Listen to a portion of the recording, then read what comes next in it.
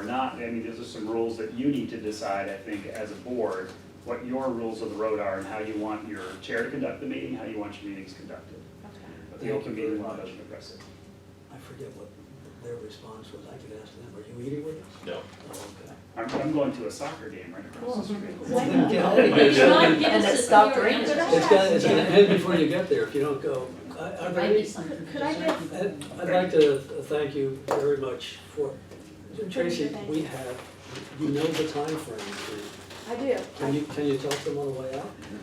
Everybody might want to hear. I was just gonna extend my appreciation and ask if either now or in your written follow-up, you could speak generally about your suggestions for bodies subject to open meeting law when they're in the gray area. Boy, good luck with that. Thank you, guys. It's Very a pleasure extremely seeing you. Thank you I'd very rather- You end up reporting those. I'd rather see you somewhere else, but But I can stay out of the gray. Thank you very much. Take care. dinner's out there. Look, we're running behind, and it looks Actually, like we're right on. it looks like we're on time, but we have a half hour extra scheduled, more or less. And so let's get to dinner. Were we gonna, I think we're gonna get to dinner and We can can we? talk through dinner. Good, we can address the dental rate filing and those Those of guys you, chew outside. and those of you who do most, It's good dental activity. and those of you who do most of the chewing can wait until they're done and eat then, okay? So I think dinner is waiting for us. Here is a copy of the letter that the auditor had. As always, right. I'm gonna put it here with the copy, the paper copies of the audits. People can take whatever they want. I take it, how did we get them? I take it back. The timeframe is up here.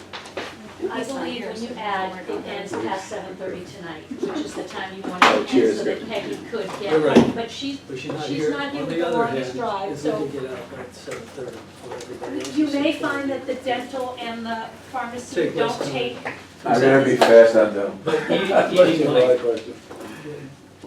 Yeah, getting food. takes a As few soon as minutes. people get in though, market starts. oh, thank you. That's all right. All my kids called me all at the same time in the middle of the workday. Instead of calling me at night because they knew I was gonna be home late, so. It's a tough topic. Think about all the stuff we do. I'm like, oh my God, you know, like none of, it's all on the edge in this gray area, various little things, you know. And you know, sometimes it's not intentional at all, it's just that No. you're trying to, most of the time it's probably not, it's just you're trying to get work done, Yeah. you know? Yeah. I mean. Yep.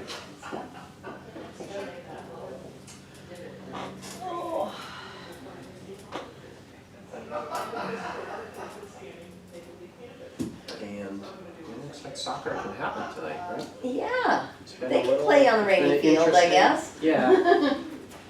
As long as there's it's not not- crazy thunder, whatever. We had that last night at our house, oh, it was rubbish.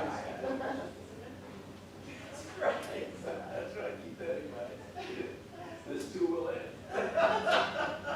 All things must pass. Thank you for sharing.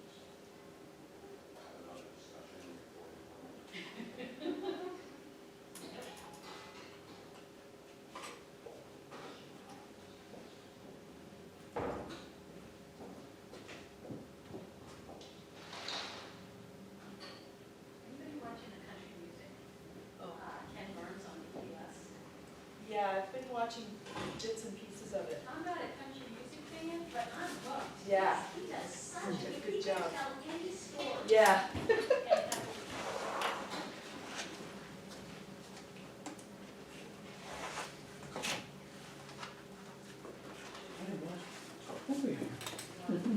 I know. It's like, I just realized I didn't have any lunch Boy, today. you get all that marijuana. I'm pretty hungry. We're just talking about Willie Nelson. Oh, I missed a huge chunk of that. Laura was watching the Ken Burns country music I watched documentary all on of TV, it too. and she was just commenting about Willie Nelson not looking like Willie Nelson from way back in the day. He was actually a crooner, Yeah. and he looked like one.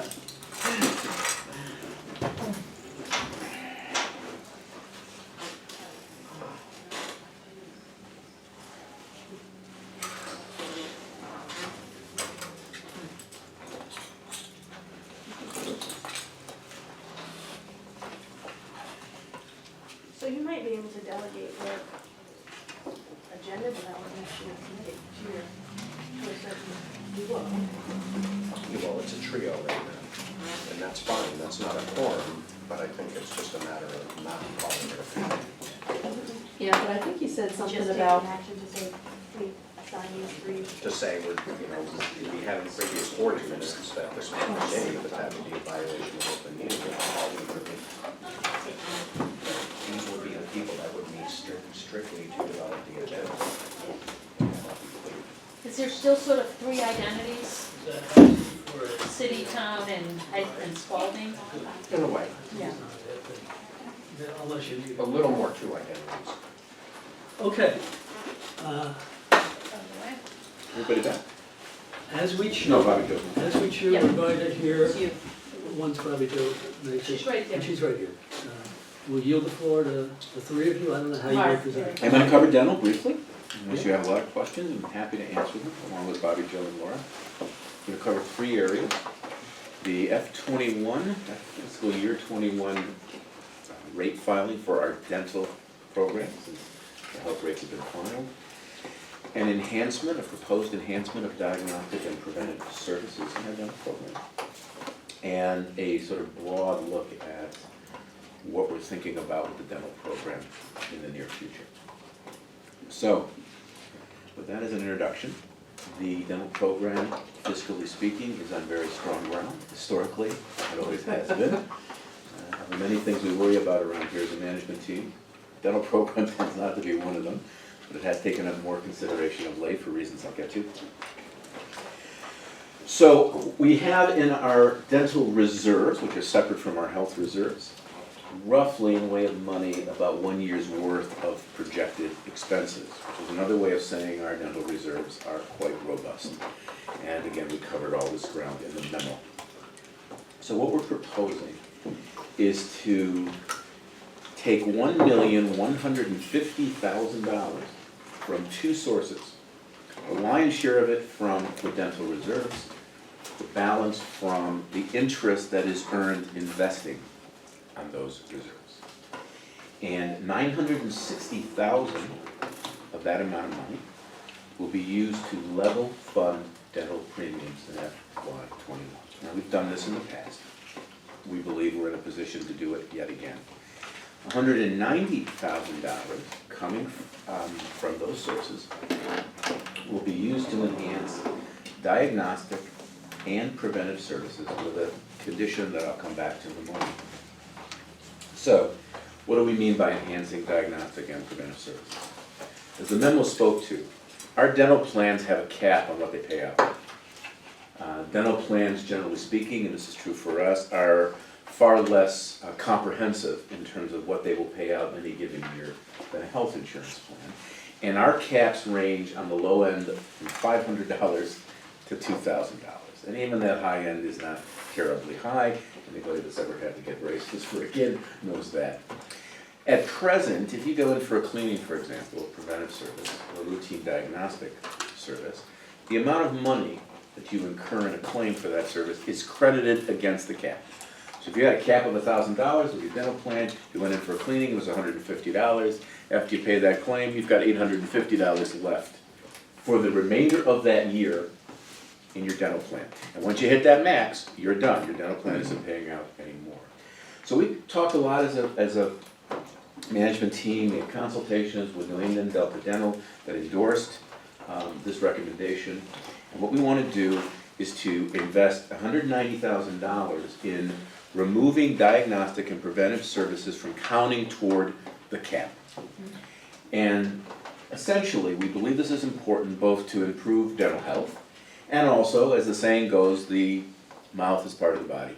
And if you're experiencing dental problems of any kind, especially if they're severe and of any duration, they will have impacts on your general well-being and can drive medical expenses as well as dental expenses. And there's actually quite a bit of research backing that up. So our goal here is to enhance dental well-being and in the process both lower our long-term dental costs, but as importantly to us, see if we can also take a little bit of edge off some of those medical claims that might be arising from poor dental hygiene or not enough dental care when people need it. And as I said, New England Delta Dental endorses this recommendation. Northeast, just so you know. What did I say? New England. Oh, I'm sorry. It's both NE, but it's Sorry. Northeast. No, Northeast. Just because we're taped. No, that's Sorry, fine. Sal. I appreciate the correction, thank you. My apologies to our friends at bed. Now, we're gonna be receiving shortly from Northeastern Dental the claims information we need to begin the filing process in earnest with our regulators. We will take that information, we will look at it, and we will turn it over to our independent actuary, Jay Stifel, and Jay will run it through his machine, and he will let us know what he thinks. If Jay comes back to us after looking at the claims data and running numbers and says, you know what, I understand what you're doing, understand the rationale for the recommendation on the enhanced diagnostic and preventive services end. However, I really don't think you can do this for $1,150,000. This could be a materially greater cost, and here's what I think it might be. If Jay comes back and says, I think you're on, I think the cost of this to you could be materially greater, then we will level fund premiums for FY21. And we will return to the board to discuss the diagnostic and preventive services recommendation and what we believe we should do in the future based on Jay's recommendation. If, again, what he comes back to is, we think this is materially greater in cost than the $1,150,000. Finally, we have a lot of dental plans, and they're all very different from one another.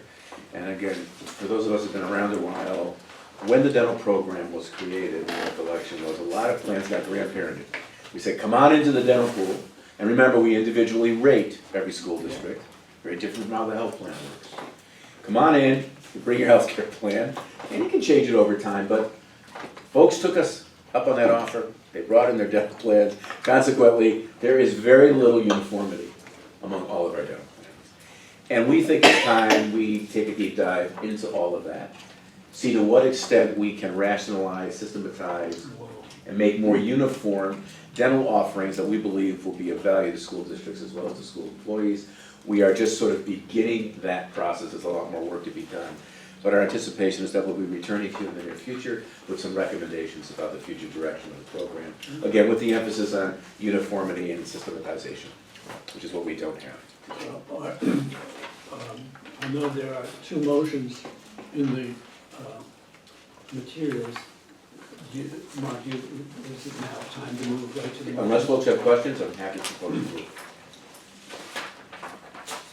I guess I'll read the motion and ask if somebody makes it. Does that make sense? Or unless everybody has it in Can I front? ask a question? Sure. I'm curious, the commission that's looking at a statewide health plan, will dental be part of that? No. No. Entirely separate. Oh, okay, thank you. I thought I was gonna read it, my mouth is full. Here, I can make it. I would like to read it. All right. The motion one of you would make is to move to authorize up to $1,150,000 from net position and interest earnings to level fund FY21 premium rates and modestly enhance dental benefits to remove preventive and diagnostic services from the determination of annual maximums. Is there a maker of the motion? John, is there a second? Fran, discussion? One question. Am I correct in my belief that dental rate reserves can't be used to cross-subsidize other programs? Correct. Different membership, totally different system. Two separate buckets of them.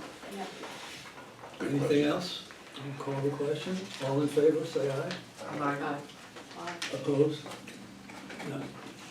Thank you all. The second motion is would be to authorize Laura Suarez to file the dental rates on behalf of VEHI. So moved. Second? Second. Martha made the motion, if I'm not mistaken. Any discussion? All in favor? Aye. Opposed? Thank you both. Thank you all very much. Thank you. For making that presentation. It was rushed, I Effective appreciate as it. you did, that was very helpful. Okay, we are moving ahead. Item 9 is to act on management recommendation regarding the Interstate Pharmacy Collaborative Study. If I have the right to express personal appreciation and pleasure to see that we are presented what I think is a consensus recommendation, then I will do so. I'll recognize Laura and Laura. Bobby Joe this time. I will recognize therefore Bobby Joe to make the presentation about this. I'm not quite sure, John, not to put you on the spot, I'm not quite sure the extent to which John has access to this particular item. Okay. John, did you read the memo in advance? Do you have any further questions in advance? Okay. So the VEHI management team is recommending that the VEHI board formally authorize the VEHI's participation in an analytical study with Wisconsin Education Association Trust and Michigan Education Special Services Association, we'll refer to them as WEA and MESA, to investigate the potential benefits of forming a pharmacy purchasing collaborative for approximately 300,000 public school employees, which would include active and retirees and their families. The study will be done by both Remedy Analytics, which is the group that we use as a consultant, as well as Milliman, and there is no financial cost directly to VEHI. Mark brought this to us earlier this year to talk about this potential study. At the April 29th meeting, we discussed it. We talked about the different proposals at that point. No action was taken, but the management team agreed to continue to research and to keep the board apprised of our findings. So over the summer, really, the management team worked to address several important issues, which would include the collaborative analytical framework of the study, so the roles of Remedy Analytics, our pharmacy consultant, and Milliman, which is Wisconsin's analyst, the amount and nature of the data needed from each of the participants, the cost of the study and who would cover the bill, and the non-disclosure agreements required to ensure confidentiality of the data exchanges. We worked closely with Carrie Carmichael from Remedy Analytics, who's familiar not only with our claims and our contract, but also the changes coming for 2020. That was an important piece. Also understanding the rebate agreements and, again, the formulary changes. So this was an important piece for us to be sure that if it was only Milliman looking at this study, would they fully understand everything that was encompassed within our contract and within our rebates. Carrie offered for Milliman to do the study for us for free. We actually, For Remedy to do it. I'm sorry, yes, for Remedy to do it for us as part of our contract for no additional charge. I shouldn't say for free. Right. And we did ask Vaughn Vance, which is not Vince Vaughn, but you really want to call him that. If it was something that they would be willing to use our consultant as opposed to Milliman. They already had a contract in place with Milliman, so we decided that they would work kind of collaboratively to each do an independent study, review their findings and make sure that all of the analysis was done with the same terms. And so the Wisconsin Trust is paying for the Milliman piece, and VEHI is providing this to our membership, or for us, for no additional charge. So Remedy and Milliman will provide the study for each of the 3 entities. They'll be providing an aggregate reporting for all of us, and then each of us will receive a specific one for ourselves. We won't be receiving each other's personal or specific information. Remedy will do the analysis for no additional charge, and at no cost to Wisconsin or Michigan. We did lay out some different things as far as Milliman, So we'll be looking at 1 year of prescription claims, looking at the contract terms, and reviewing the respective pharmacy benefit managers of each of the parties. And just finally, the study does not commit the parties to further course of action. So this is purely a study. This does not does not commit us to any further commitments after that. So next steps, should the board approve this management team recommendation, VEHI and Remedy will initiate contact with Blue Cross and ESI to secure a non-disclosure agreement that will permit Remedy to share prescription claims data with Milliman, because again, this is not something that Remedy can provide, as they have an NDA with ESI and Blue Cross at this point. So they would need to allow, Blue Cross and ESI would need to allow Remedy to share this information with Milliman. And we expect this would take about 3 to 4 months to complete this study. Do we have questions now, or? Thank you.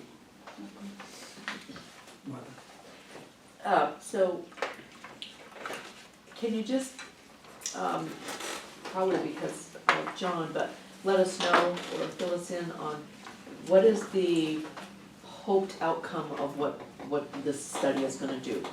What exactly are you hoping it will show or give us for information? Sure, I think it's going to be comparing the contract, the terms of the contract, as well as the contractual, I would say, rates and rebates that are being, I don't know, Mark, you could maybe explain it a little bit better. Yeah, no, I think Bobby Joe's right. We're gonna be looking at contract terms, we're gonna be looking at formularies, we're gonna be looking at demographics, if you will, the size of these. I think volume is a big piece. Volume's huge, right? So if 3 large trusts come together, do they have the capability or the capacity, under particular conditions, which I think will be laid out for us, to secure better pricing for pharmaceuticals? So hopefully what we'd like to see, and there's a lot of pieces here, right? Yeah. But at the minimum, what we hope we'd like to see is there's gonna be some savings here. And under what conditions would those savings materialize, right? What kind of changes would Right. we have to make to Right. see these kinds of changes? Right, so what does 300,000 people working together in a pharmacy project like this, what might it yield in the way of savings and other benefits? And quite honestly, we don't know. And that's the beauty of the study, which are going into this. With open Okay. eyes. So, my question is just to understand the sizes are a little bit perplexing to me, I guess, but, so what, we have the WA Trust, we have MESA, and we have us. Our size is about how many? 42,500. Okay, But With- keep in mind that, yes, we have 42,000 lives, but we're in a Blue Cross contract, which is just under 200,000 lives. So 162,000. 162,000. They're involved in this. So we're currently get our pharmacy through Blue Cross, which is a bigger pool. But we're saying, what if we took our piece and we went with Michigan, which is huge? so we would be leaving Blue Cross's pool, Yes. their pool would get smaller. Yes. We would be going here, but the part that I'm a little confused about is, I understand that we are small. It surprises me that the WA Trust is only 50,000. It actually is 100,000, but 50,000 of them are state 50,000 employees. plus dependents. They're state, no, 50,000 school employees with dependents, 50,000 state employees who are not part of this study. This is just an educational pool. So Wisconsin's actually larger than this 50,000 figure, because that 50,000 figure is specific to school employees. So it's essentially 3 trusts who serve school employees, talking about a study just for school employees and their dependents, active and retired. But when we talk about the size of the pool, we're more like, I can't remember, 9,000 or 11,000 school employees? No, No, we it's are more than 42,000. School employees. No, we're about, Independent. we're 14,000. That's the part I'm not getting. Okay, we have about 14,500 active school employees. Right, okay. With their dependents, that gets us up to about 34,000. Mm-hmm. The other 6,000 are retirees and visitors. So that I understand. Mason and Wisconsin numbers, they're inclusive of dependents as well as in Boston. I think John's just surprised that there's There's only only 50,000 50,000 in Wisconsin and Oh, we have yeah, 42. I'm sorry, that's what you're getting at, I'm sorry. That's what surprised me. That's what it is, yeah. We'd have to ask Wisconsin. And they don't have the whole state like we have, I don't believe. Okay, really? Actually, that's a good point. No, that's a We good have, point. we have the whole That's state, why. they have a piece of the state. That's a very good point, Laura, thank you. But again, so Michigan has, 2/3 of Correct. the contribution, whatever you wanna call it, in this pool. But we would expect it's all about the sharing and that's not gonna be a factor in terms of, I think that's all to be discussed, Yeah, honestly. there's a lot of things we don't know, and if we find savings, are they for all of us, are they just for one of the three or two of the three? And and the savings, if they're interesting to us, means a whole change of our contract with Blue Cross. And it has this is probably this would be a beginning of a long conversation that may or may not end with doing something. right. And we would really be going from being a member of a pool of 162,000 to being a member of a pool of 300,000. Correct. Correct. Okay. Thank you. Of all education people instead of Blue Cross Blue Shield book of business. Correct. I presume that the motion to be acted on is the paragraph in italics at the beginning of the It amendment. could be. If that's all right, I'll ask for someone to make the motion, and then we can continue discussing it. And basically, it's the opening paragraph of the management team's memo, and I won't read the entire thing, but I'll we'll move. start. The VEHI management team recommends that the board of directors formally authorize our participation in an analytical study, including the Wisconsin Education Association Trust and the Michigan Education Special Services Association regarding the matter that Bobby Joe explained so well to us. We have a motion with Fran, I need a second. Martha with her mouth full. Thank you. Is there any further discussion? I have a big, oh, John, give his finger budge. I know, Pretty good, huh? You're not sure yet? Do we know what the cost in terms of how much work it's gonna be for our management team or whatever to Well, most of the work is behind us, Already done. so we spent a considerable amount of time this summer engaging Remedy, engaging Milliman, having discussions, coming to this decision. Now the work really moves to Remedy and Milliman, and once their reports are done, there'll be more meetings for us to understand those reports. We have no analytical work ahead of us. But we have just no had- analytical We had to work. lay the foundation for it. Thank you. Any further discussion? I have a simple question, and I'm not sure it's answered here. It's a time frame 3 to 4 months, we expect. from, So, We gotta get the NDAs. Essentially, from the time we Not start yet, seeking the NDAs to the point of the study, we think it'll be 3 to 4 months. okay. The study itself, we've been told, is not gonna take that long. But again, there's still more Just foundation. getting all the pieces lined up. Yeah, there's more threshold stuff, we you gotta. have to get the data, it has to be clean. And this is a very important piece that we're acting on right here, so.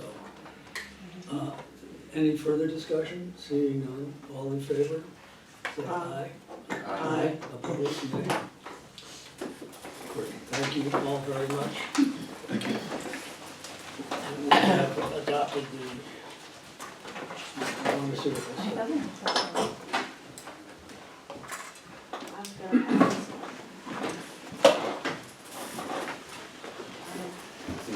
Let me take it away. But right now, John said keep them right. John said no, what? I said we're gonna keep them right in front of you.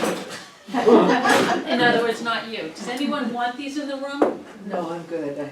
I took one. Trying to be nice to It's you. really sweet. We know where they are. Meatloaf and mashed potatoes? Yeah, that was so. It was definitely filling.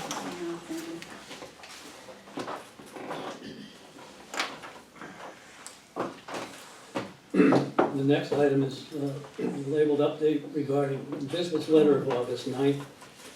with a notation of a possible executive session. I'll begin this.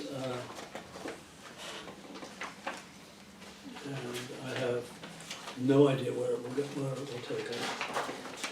But I believe everybody is aware that we received a letter on August 9th telling us that Laura will stop acting as VEHI president as of November 1st. And whether it was good form or not, you're all familiar with the fact that knowing that we'd have at most 3 meetings before November 1st, I wrote out my several questions to Bob Giroux, who is the vice chair of VSBIT and who signed the letter. And I've received no response other than what we all received last week, which is a short paragraph from Bob explaining why there's not yet been a response. His explanation was that he had expected to see a more complete list of questions generated by us at our last meeting, that I found perfectly reasonable. It turns out that we will have had just 2 meetings prior to November 1st. And at the first one, on August 26th, we asked the chair and vice chair to consult legal counsel to answer questions about the corporate officer president role ahead of this meeting. Tracy and I have had a lot of correspondence about this since. We disagreed about the nature of the charge from the board, and we didn't agree to contact an attorney until ironing out that disagreement. Nevertheless, we contacted Rob Halpert. You all know Rob Halpert from his presentation to us around conflict of interest matters, and we were aware of his history as VEHI's corporate counsel. We contacted Rob last week. He answered the basic question, what does Vermont law have to say about the role of a nonprofit corporation president? He said Vermont law says very little about that, other than that a corporation specifies the role of its president in its bylaws. That answers a fundamental question that was raised by us last time. Beyond that, Rob concluded he could not help us, since he acts in other contexts as VSBIT's corporate attorney. He said he'd get us 1 or 2 names of attorneys he'd suggest we contact, but he hasn't gotten back to us, at least not yet. So we don't have any suggested attorneys from him. I offered to Tracy that I know an attorney with decades of experience as counsel to a nonprofit, and who is, this is why I know him so well, he's a personal friend of mine. Tracy wasn't comfortable with our contacting him. Tracy suggested an attorney with experience in corporate law, but he is part of a law firm with too many ties to school district representation to make me feel comfortable with the choice, given that so many of the people we represent are school employees and not school management. That really is the update from my perspective. I think it's a fair statement about where we've come. The questions facing this board and that we can generate here during this limited period of time are many. I want to start the conversation the way I did last time. Whatever happens, happens. This issue concerns a contract. You'll remember the use of the term contract in the presentation by the Secretary of State's office. The contract between VEHI and VSBIT, and it's occasioned by VSBIT's letter containing what amounts to a unilateral decision to alter our contract. It suggests openness to negotiate over some changes to the service agreement and the contract. I've seen no reference to consideration of this issue in anything I've seen in the public records from VSBIT meetings. So this leaves, in my view, us, the VEHI board, in the position of not understanding what the concern behind VSBIT's move is yet. And we have no response as yet to any questions about it. I believe this places us at a substantial disadvantage in our consideration of how to respond. Frankly, VEHI and VSBIT have been pretty much joined at the hip ever since the creation. So that said, I believe this merits our discussing this and what to do about it in executive session. We would, of course, take no action in executive session. And so, I'll either ask for or make the motion myself. Is there a motion to move into executive session to discuss Visbit's proposed changes in our contractual relationship with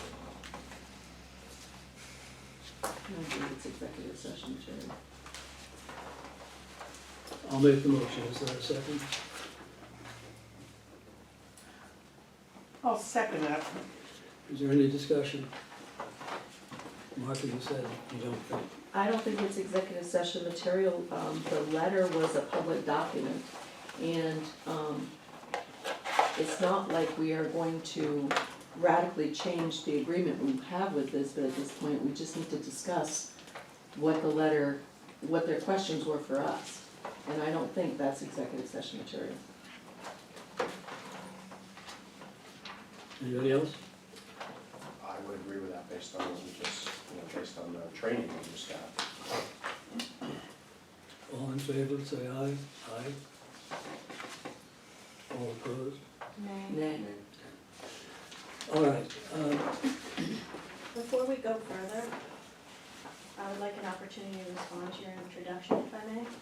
why don't we hold off on that and get a sense of what the board would like to do?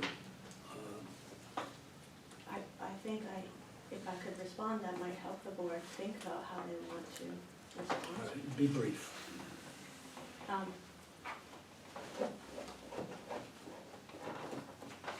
pausing because I don't like to be told to be brief, so I apologize. I want to add to Joel's initial recap of the process that got here, that I would like the full board to be aware that I expressed my concern individually to Joel about his email to Bob Giroux, listing questions about the letter. And while I do appreciate that he took pains to express, or attempt to express his views as individual, I felt like that was well beyond the bounds of appropriate follow-up by an individual board member without having had either direction to do a particular task or the discussion and action of the full board, which twice we've come close to, but never got there. And I wanted it to be acknowledged formally and in the public that I'm concerned about individual board members appearing to communicate on behalf of the board, even if they qualify it as their personal communications. And we did attempt to discuss follow-up with the VEHI board at the last meeting, and the chair ended discussion. So we did have an opportunity to follow up, even if it was, as I suggested, just with a letter saying we received it and we're working on it. I agree with the information that Joel reported that we received from Rob Halpert, but I want to be clear that I'm not entirely certain that the primary concern or barrier to us getting legal advice was simply the choice of legal counsel. There is significant question about what the charge of the board was. I said, And so I'd like to be able to speak, if I may, without interruption, that there was a question about that. And it was my understanding that the charge of Joel, from Joel and I, was simply to get answers to 3 basic questions. And I ended up writing them for Joel, and I'll share them with you all. Joel, oh, sorry, I just gave you one, my mistake. Let me go this way. Let me go one direction. That's a mistake of going, but passing 2 directions. It'll get there. I'm only gonna pass one direction from now on. so your purpose is to present these questions as to be included in a list of questions for, No, my purpose is to say that I thought that this was the charge of the board. I believe the barrier in largest part to us getting the task done was disagreement over the charge. absolutely. And I want to be clear for the full board that even if in our conversation with Rob Halpert, I felt like the work was not conducted in a way to get the answers that the board, to the questions that the board was asking us to investigate, but rather was to present a particular point of view. Process instead of considerations that was way beyond what you asked us to do. And if you'd Okay. like additional documentation around what that looked like, I can share that. If somebody has the minutes, you will find the charge. You will not find these 3 questions or any questions in the charge given to us. I don't want to spend any more time reviewing an incredible degree of disagreement about this simple matter between the vice chair and the chair. It's most important, this is the only time this board will be able to have a conversation about what it thinks and what it knows and what it needs to learn about this change. And so I respectfully, completely and utterly disagree with that characterization about our disagreement about the charge. But let's move on and get into a discussion of what we think might be going on, what we think about it, what we need to learn about it as we go forward. Fran? Yeah, I don't understand what's happening, why it's happening, and really how it affects VEHI. The exchange of letters, emails, whatever, is only gonna build frustration. I'd like somebody from Visbit to come and talk to us and let us hear why this change has to be made, and to get a much better sense of how it will play out for us. I mean, is Visbit sort of requiring us to change our bylaws to conform to a decision that they're making? There's just so many, seems loose ends, and I just can't even get my head around what it all means. And I think it's more than just a title change of an individual, and it really has nothing to do with the individual. It has to do with what Visbit folks are doing, and for them to come and talk to us about it, because it does affect us. Laura? Laura? So, while the Visbit board has told me that I don't represent them when it comes to the service agreement, I can represent them when it comes to the president role that I am currently filling. And so, Fran, in order to sort of answer your questions, and actually one of the requests that Joel made in his email to Bob Giroux back in August, I've provided now 2 memos, that's the entire sum of what I will provide. One listed where the president term was used in documents from the bylaws all the way through. And the other, which I hope was more useful, was the one that I sent last week.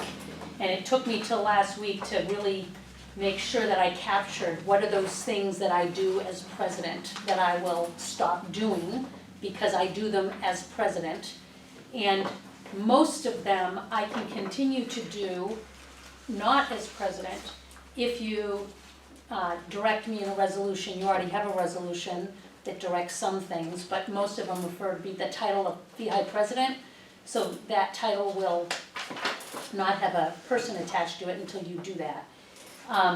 There are a few things that if you ask me to do, I wouldn't continue to do, sign member agreements and such, because Visbit believes that would be taking on liability of an officer role that they are not willing to take on. So Visbit worries about a liability issue of having their employee sign and do things for another organization that are typically officer or director type of duties without a resolution that allows me to.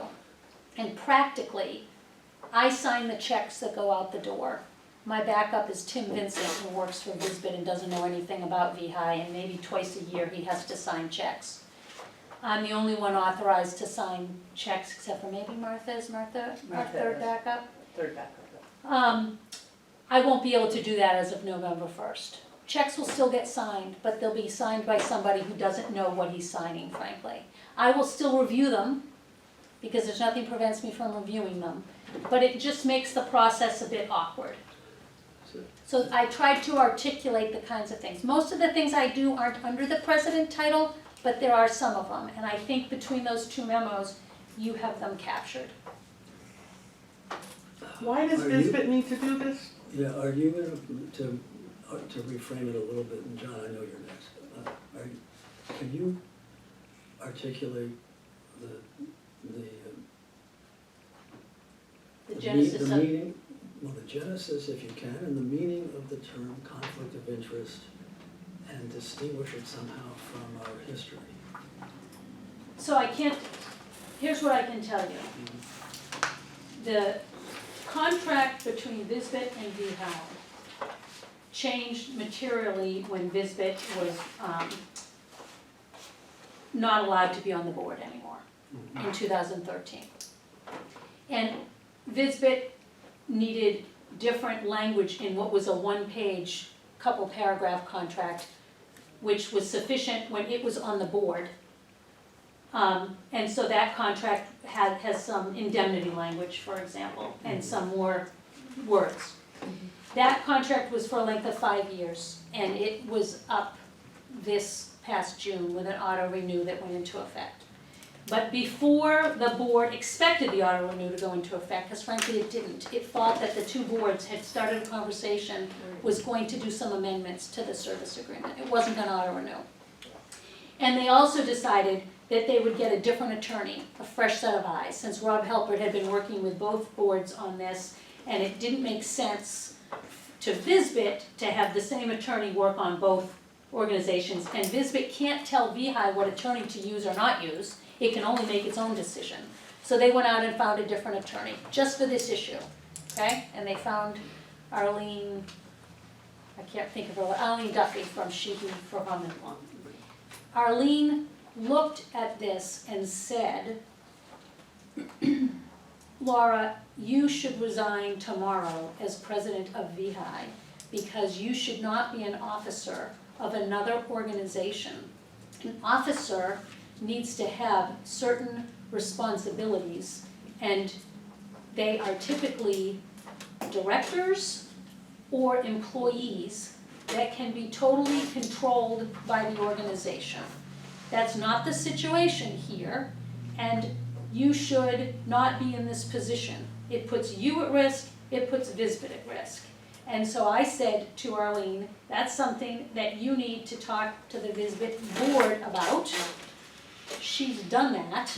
The Visbit board decided that they would give till November 1st, and that is, I am following their direction. Again, when you look at what I do as president, I think I've captured it.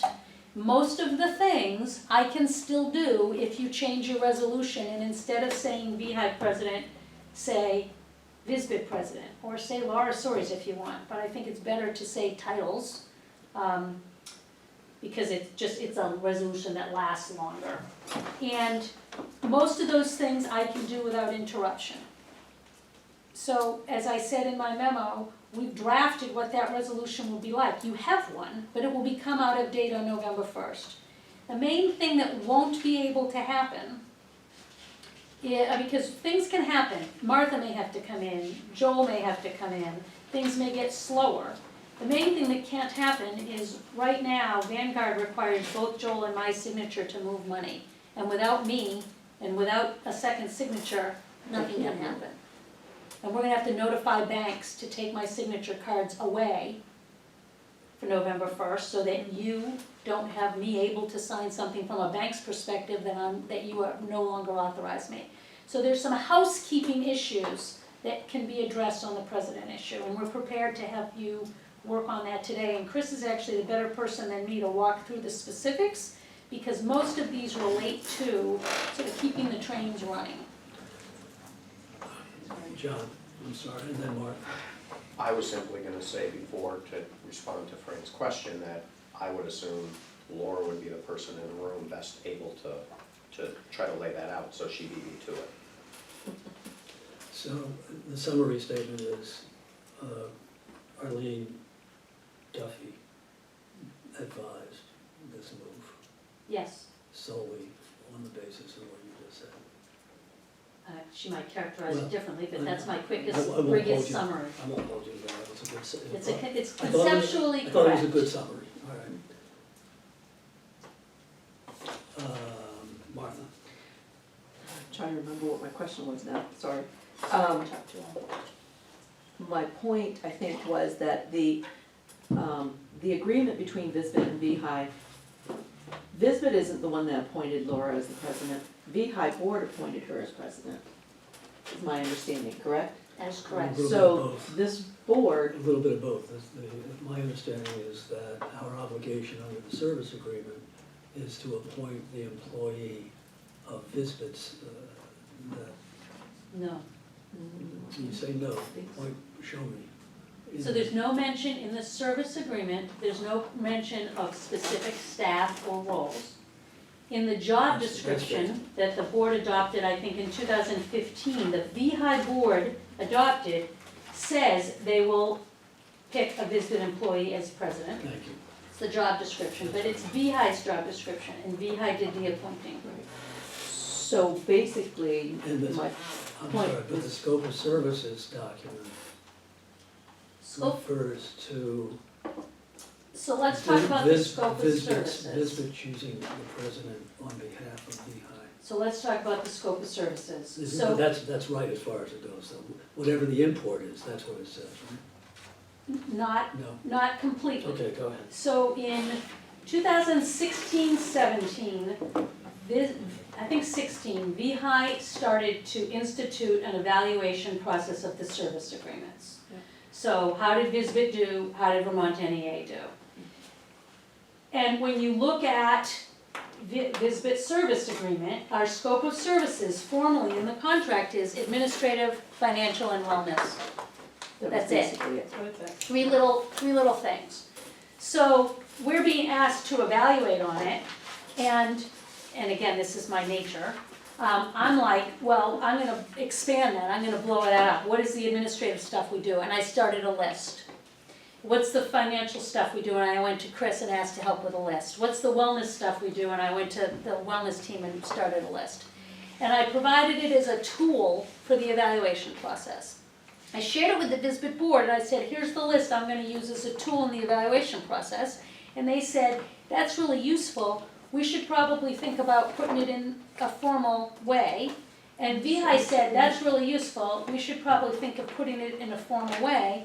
And in fact, the VEHI board went in the minutes in the spring of 17 saying, we want this type of formal scope appended to the next renewal. And Tracy came and met with the VISBIT board and everybody agreed, it never happened. Right. So I created one version in 2017. I'm embarrassed to say that I said we had a short-term disability program, we have a long-term disability program, right? So it was a draft, it had draft on it, and Tracy was the one that caught that error. I think Chris mentioned to me, I forgot the dental program.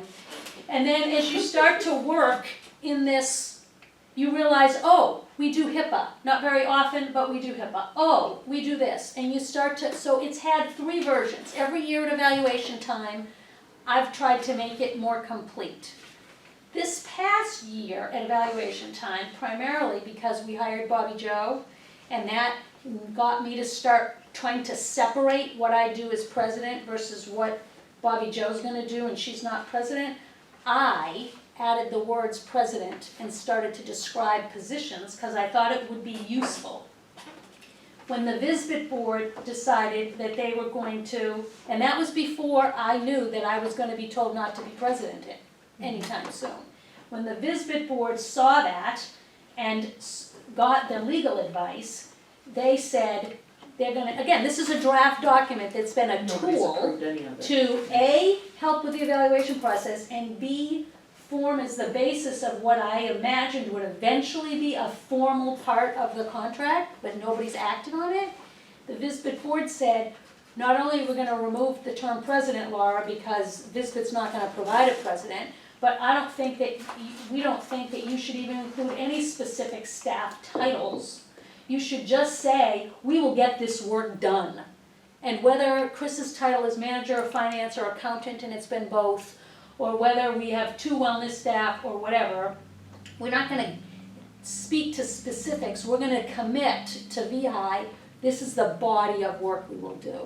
So there's been a draft, I think at least 4 versions of outline of what we do, and it's changed every time I've looked at it. To either correct an error, add something, try to reflect a change in staff, or reflect now the fact that the officer piece, and again, if you look at what I do, it's signing checks, it's filing reports with Secretary of State. It probably takes a total of 5-6 hours of the whole year maybe, but somebody has to do it and have authority to do those things. And if you don't want it to be me, work is gonna slow down a little bit. You could send some of it to Bobby Joe. In fact, I've added Bobby Joe in the resolution that we've thought about, so it's her or I, so that she's the backup instead of Tim, and it's less likely we have to call Martha, for example.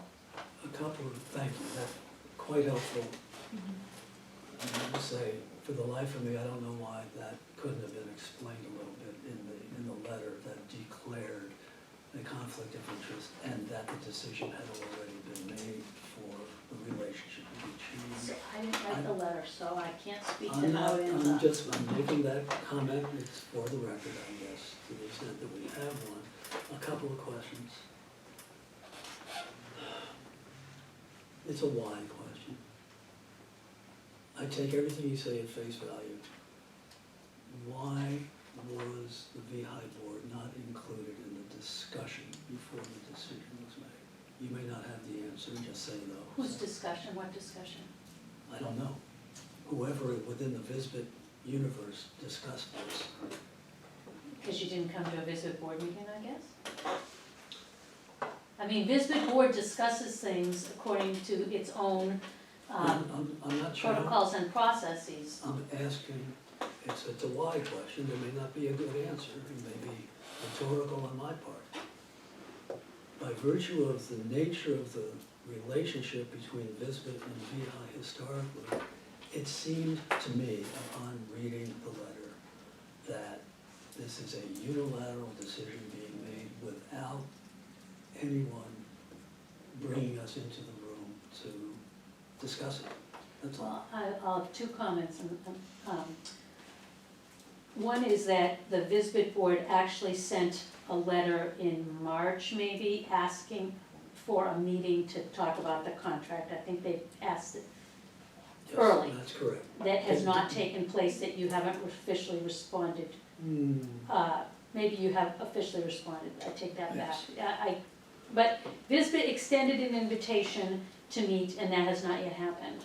Secondly, I would concur that VISBIT made a decision that they felt, upon advice of their legal counsel, was the only appropriate decision to make, and gave VEHI what they thought was adequate warning. So, that's done. Little did they know. Yeah. Thank you, that helps.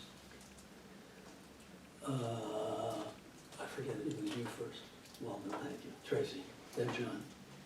So, I just wanted to suggest that, as I think we discussed last time, that there's 4 items in the letter.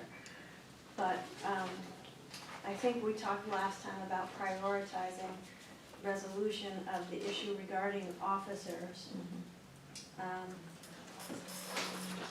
Because it's essential for the ongoing operations after November 1st.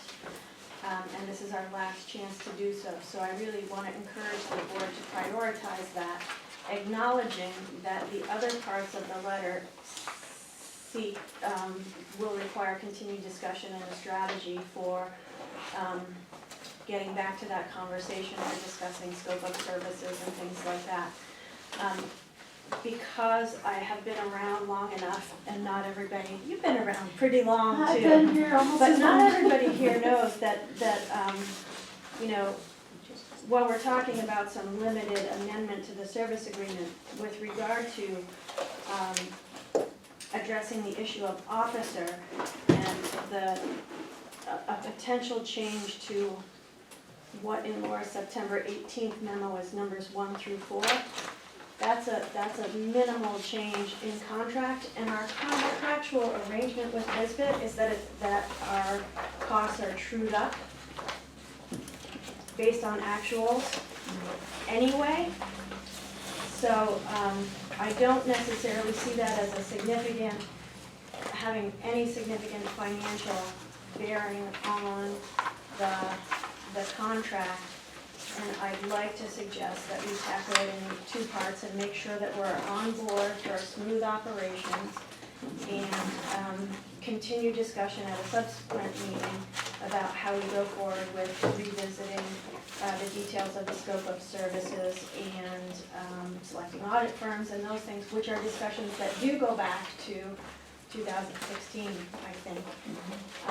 And we're paused as we reformed. John? So, I heard Laura say before that when they got the advice of a fresh set of eyes on council, the council's recommendation was you should resign today.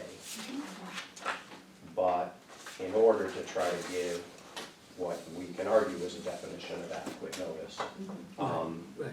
the Nisbet board said, figure it out by November 1st. The other piece I would say is, when we discussed this at the last meeting and asked for information, you know, again, I can't profess to understand all the history and everything else, but it seemed to me like we were asking, can or can she not serve as president, or does it, what is the reason why she can't serve as president? I feel like she's answered that from what I can see. What are the duties of president? It feels like this memo also addresses that. And, you know, I think the question was then, who is the president? And, you know, is it another board member? And I think in some ways you've responded to that as well. So to me, regardless of what happened between the last meeting and this meeting, and I think we made an assumption, which probably wasn't a very good assumption, that we could get all those things answered by asking the chair and the vice chair to figure out what the questions are and go to legal counsel. I think we more or less have the answer to those. That doesn't mean we don't need to confirm them at some point or whatever else, but it seems to me we need to act. Would it be helpful for you to see the resolution that you have in place now and see how that could be changed to not have a disruption of services on November 1st? It might, Laura, I'll hold the thought. Okay.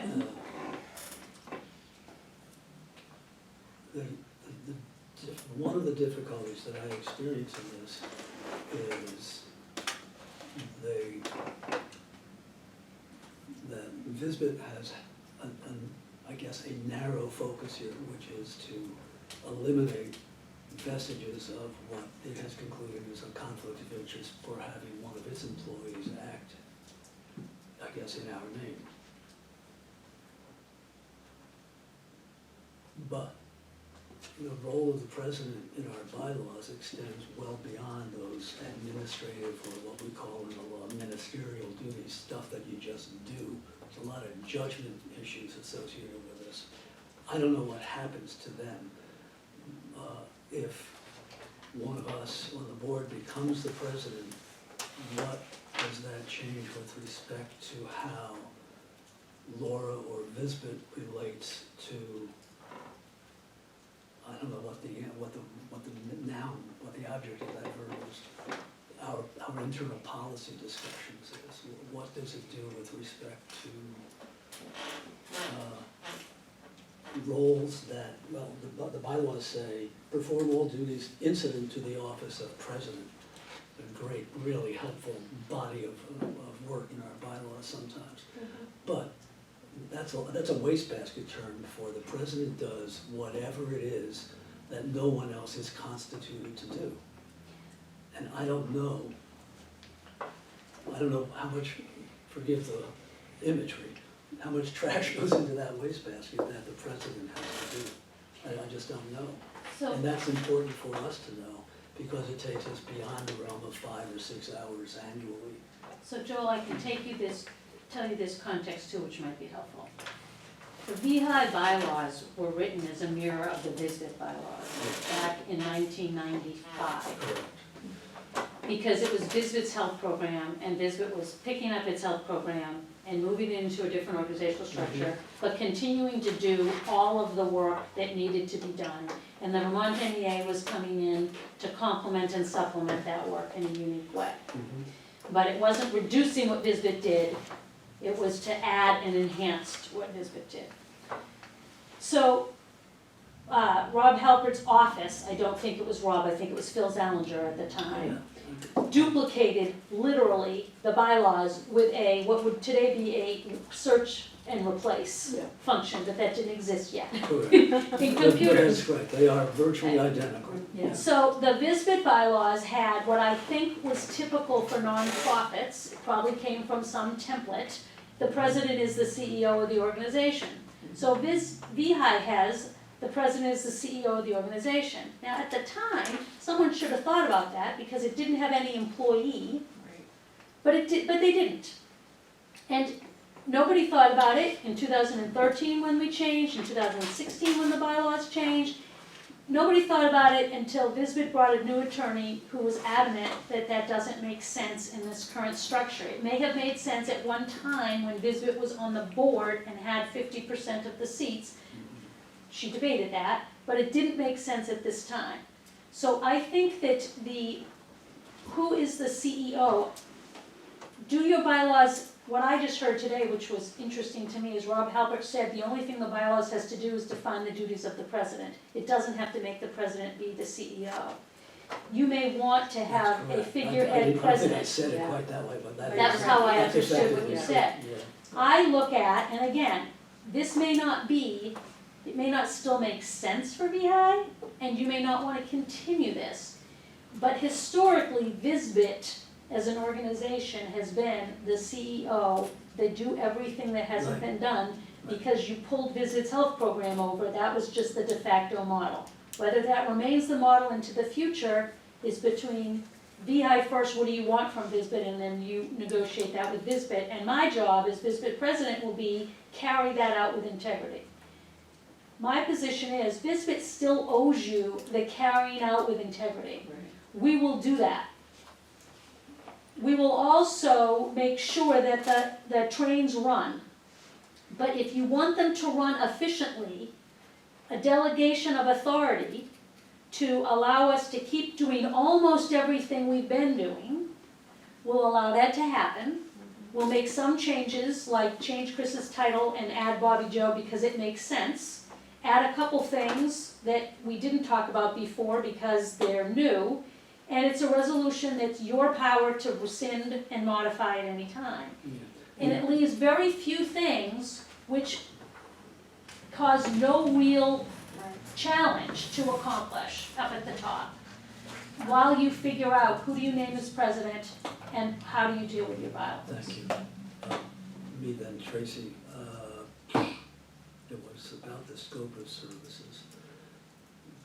One of the 2 items that Tracy says we really need to address is the scope of services component of it. There are significant changes. You touched on them in your earlier presentation about this, but there are significant deletions that remove specificity. Specificity was actually new, it only came about I'm sorry. recently. If you look at the first version of the scope, it started it didn't include people and titles. That only got added in the very last rendition, primarily because we added a new person, a new Bobby Joe, and I started to try to think of division of labor, and Okay, I did it as a tool. Right, so what I think we as a board have to consider, and it may be that there's nothing there, what is the import of removing a direct reference to VISBIT providing a trust administrator? That's what you're happened. asking about my, I'm not saying you have to answer. no, I'm but just- you're asking about the change from version 3 to 4. You're not asking about change of version 1 to 2 or 2 to 3. You're asking about the change of 3, where I instituted titles for the first time, to 4, where we removed them again because it doesn't make sense. And keep in mind, the word trust administrator is a made-up word that Mark and I and Joe Zimmerman made up because we didn't know how to call ourselves. And when the Affordable Care Act came up and we were putting out lots of information about grandfathered status, we had to sign all these So communications, what is the? we made it up. So what is the import of removing the reference to Visbit's provision of trust administrator? That's real, that's, that Because may be easier to answer I than thought I just imagine. answered it, because the Visbit board feels that Visbit's obligation is to perform all the duties of the service agreement, not to provide specific All right. people with Let me keep specific going for a titles. minute here. I understand, that's not really what I'm, what if Visbit, over our objection, let's just imagine it, over our objection, Visbit decides, Tracy, can you please lower your hand? Thank you. Sorry if that's a distraction.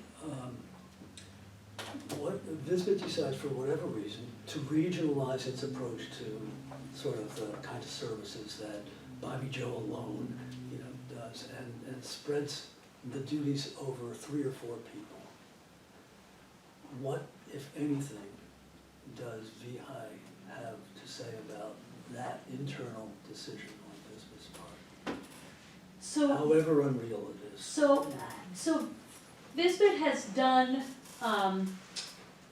2 kinds of, Visbit has changed people have left. Yes, of course. And people also we've shifted, like, we had a person doing some things, and when Bobby Joe came on, it made more sense for Bobby Joe to do it. Right. When we hired 2 additional people to serve VEHI, we asked for the VEHI to approve it in the budget, it was specific in motion. Okay. So other than that, what we are doing is looking at the staff in place and using them effectively. I took things from Chris that she used to do when I came into the role and replaced Joe Zimmerman. I mean, but Visbit looks at it as, we owe you the work being done well and efficiently. I don't disagree with that. I guess I'm being more specific than I I'm don't being know how clear. else to but answer your question, Joel. Well, all right. The world loves Bobby Joe and Mark. Visbit decides, for whatever internal reasons, that Bobby Joe's gonna do something entirely different. And simply decides to divide the work among 2 or 3 people. Is that historically the way it worked? You said you came to VEHI and you got VEHI's approval. I wanna know if under this new arrangement, that remains the case, or not. And I think the answer is, Visbit gets to make its own decisions about assigning staff. I'm I confused, understand. I have to say I'm confused about why we're talking about this. Because we're not renegotiating the contract with Laura, or I'm sorry, but- right now. I think we're trying to address how we stay operational on November 1st. And what I wanted to offer before was that I felt like, I don't appreciate this. I understand. You haven't been recognized for that purpose. You appear to wanna just intrude into this. No, I want to participate as a board member in the discussion. And I'm watching an interrogation of Laura about something that she's done her best to answer, and it wasn't Well, no, I think satisfactory, she- and I don't even understand why we're talking about it. Laura, in your behalf, you've been absolutely forthcoming. It's made me refine my thinking about the question. We're still not there, and then we were interrupted. So, we'll bag it for now, but the question will remain, what are the circumstances under which, in accordance with our service agreement, Visbit gets to make significant changes in the mode, how it provides our services? If it's totally hypothetical, so be it, but it doesn't feel that way to me right now because you, without regard to the earlier drafts, decided that a most recent draft that specified job titles, I guess, was too specific for Bisbit's purposes.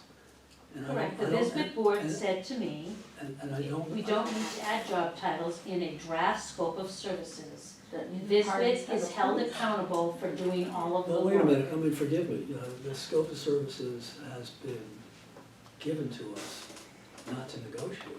It's been sort of given to us, right? It's a finished product from Bisbit's No, standpoint. no. No, it's the, Okay. so let me try to help you this way, Joel, and then I'll, Yeah, then I'll yield this. again, the scope of services arose out of the fact that the current official scope in the document is incredibly broad. It was designed first as a tool to help VEHI understand the work Bisbit does There. and to use as an evaluation. It was revised every time I looked at it, because I always found something to change, which is part of my nature. And it became evident to both boards that it would be useful to have some amendment the next time the service agreement was up for renewal and acted upon, that would codify and finalize that scope. Just so you know, here's the scope, right there, those three Bob things. Giroux appended in his August email Yeah. an updated version from the Bisbit board that was intended to reflect the work Bisbit is doing now on your behalf. That's what Bisbit sees as its work that it's doing on your behalf. They didn't use titles because they felt, first of all, at the same memo, they indicated that I would no longer be president, so it's not appropriate to use the president title. Secondly, they felt very strongly that their obligation is the product, the worked product, that the work is done. The obligation isn't a particular title, it's the work. Now, you can disagree with that, whether that makes sense, but that was their thinking. Look, I mean, I don't know what I agree or disagree with until I understand what was behind the letter, and so if you want to be upset with me for asking questions, so be it. This is the only opportunity we have, and we're running over, I realize, and we have one or two items to determine the consequence of all this. John? Again, I'll start by saying, maybe I'm oversimplifying this, but it seems to me that Bisbit identified that if you sign member agreements, sign tax filings, or communicate with the IRS, sign rate sheets, and sign major contracts, that you are putting yourself and Bisbit at liability. And so they're basically saying, you need to stop doing that. Correct. And therefore, you cannot have the title president of both VEHI and Bisbit. So, other than that, everything that needs to get done for the VEHI organization will continue to get done. We may have to, again, change some documents that we created that maybe we didn't need to, but we created, that say this or that and have certain vocabulary in it, but that's what needs to change. And you need to adopt a resolution, which you can do tonight if you would like, that allows all those things to happen. All the things below 1 through 11. 1 through 11. And it's a resolution, it takes about a month for us to go to the bank and change signers so that things can keep happening. And it's a resolution that is yours, which means you can change it at any time that the situation changes and you find a different approach. And practically speaking, are 1 through 4 the duties that can reasonably be accomplished by the chair? Yes. No, No? not unless you want an office in here and to be with us. No, 1 through 4 above the line. Oh, Please, I'm don't sorry. make this worse than it I'm already sorry, is. absolutely. So honestly, we've almost saturated membership, mergers are done, so there may be one a year. Yeah, Tax we- filings may be one a year, rate sheets, you can do it at board meeting, contracts, we already had you do, those are very simple to do at a board My meeting. concern never would have been about that. The above the line. Yeah. With respect to matters below the line, and which would be the subject of the resolution. There's no need for us to act tonight. If you don't act tonight, then Yes. we will become inefficient on November first. And some, I'm sorry. Inefficient. we will become inefficient on November first. It will take us longer to do things, and you will, Forgive me for, I guess the you'll question have is less why? control. Aren't these items already being done? Yes, but I won't be able to do them anymore. We need to, banks need Oh, a you need a resolution. delegation of Yes. authority Yeah. to Correct. address the conflict Yes. issue. No, I need a delegation of authority, and Chris, why don't you pass it out? Instead of saying the VEHI president will, say the VISBIT president will. Because our current Because I'll resol- still do it. because our current resolution is limited to the greenhouse. Yes. And that would expose whoever the poor slob is who. And you don't have one yet, and even then it would expose the poor slob to coming in and being here on a weekly That's where basis. the desk comes in. Right. That's where the desk comes in. And actually, if you look at this, Chris does a lot of these things. Some things require 2 signatures or 2 actions Understood. as controls. So So could I Chris, take a minute and go through it? I'll be quick. Good luck. Okay, so, so one, if you could bear with me for just one moment, I just wanna make one comment. I've been with VISBIT and VEHI for 18 years, and my loyalty and our loyalties in this building are just as much to VISBIT as they are VEHI, or VEHI as to VISBIT. Of course. Our loyalties are to our members, our school districts, and our employees. And this is, honestly, when I look at this as a business person, just take me right out, let's talk about, a totally different business world. If I was sitting there and I ran People's Bank, why would I want Merchants Bank to sign my contracts for me?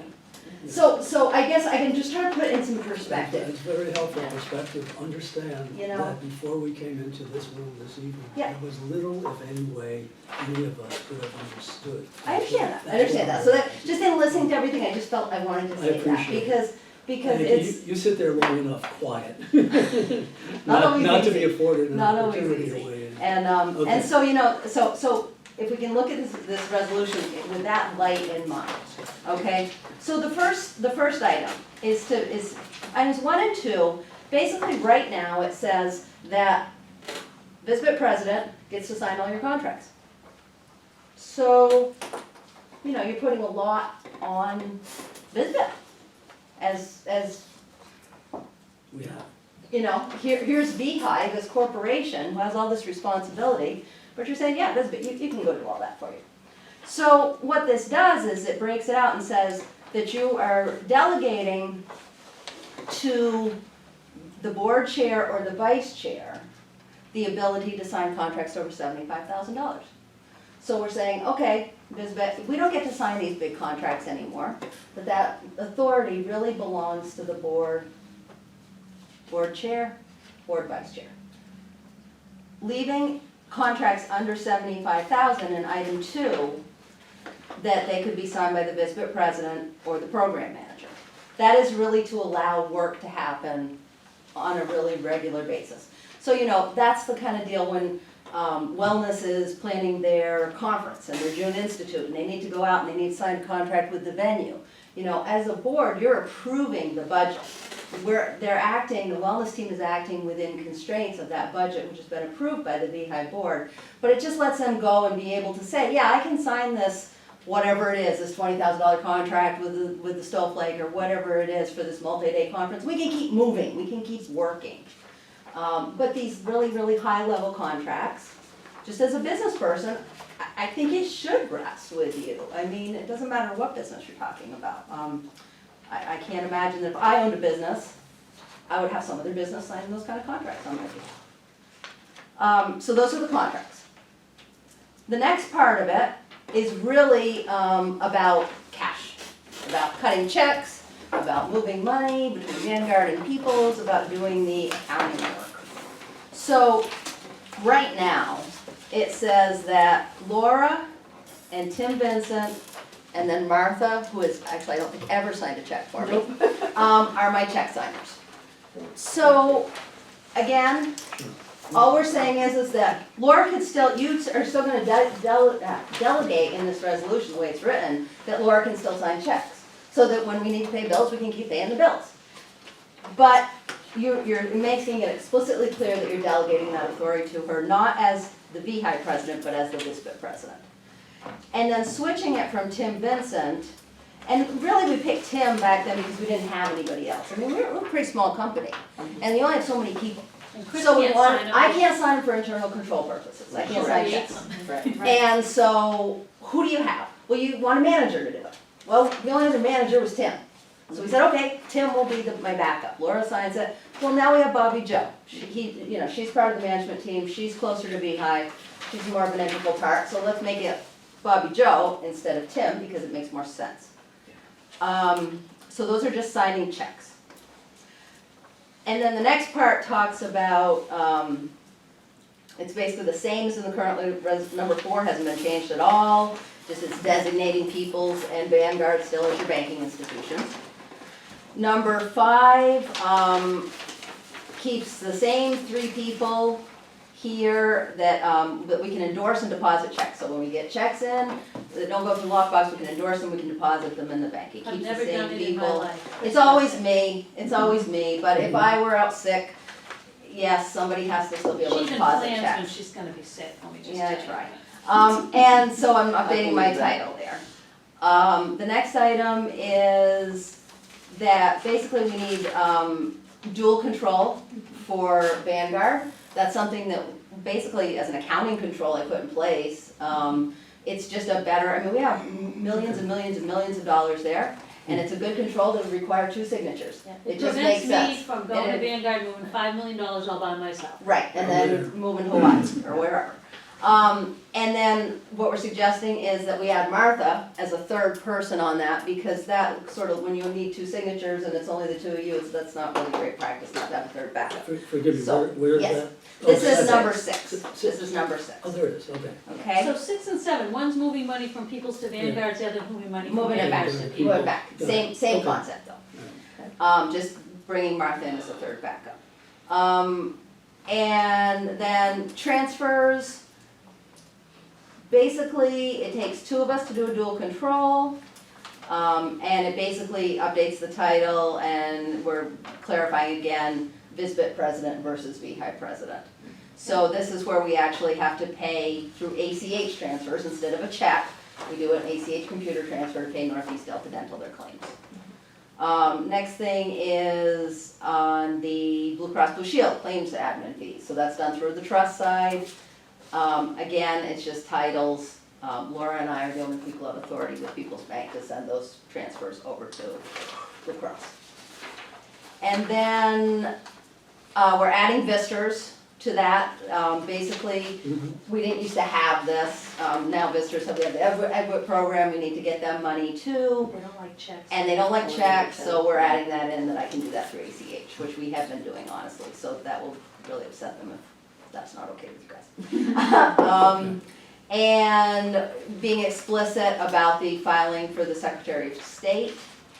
And like I said, it says here, this is not a very common thing every couple of years, but Laura could continue to do that for VEHI if it's delegated to her. And the HIPAA privacy officer, same idea, now it's the VEHI president. If you want to delegate that, and she no longer has that title, you want to delegate that over to her still, to have her be the designated HIPAA privacy officer, then we can delegate that. And the last is just a statement about the resolution. Thank you. So, Do you have, you chose $75,000 as the demarcation point. Why that number and not something else? well, kind of talked about it a little bit, talked about it with the wellness staff, looked at what you look at the financials and you kind of see what makes sense. You don't want to get to the point where, you're right on that cusp, so you're always having to think about it, and then, oh shoot, we thought we'd only have 100 people register, but all of a sudden we have 120 people register, and now all of a sudden we owe them, for these conferences, A little more than wellness you conferences, thought. so we owe them more money for meals, and we plucked it over. So, you know, we tried to make it reasonable. Thank you. I have another question, but Fran, I think. Well, I was gonna be sort of radical, so go ahead and ask your question. I have a really simple question. I don't know how to get I around don't the disagree checks. with the logic underlying number 1, Yes. but I think it's, well, here's the issue. In the third line, it says the act of the board or vice chair.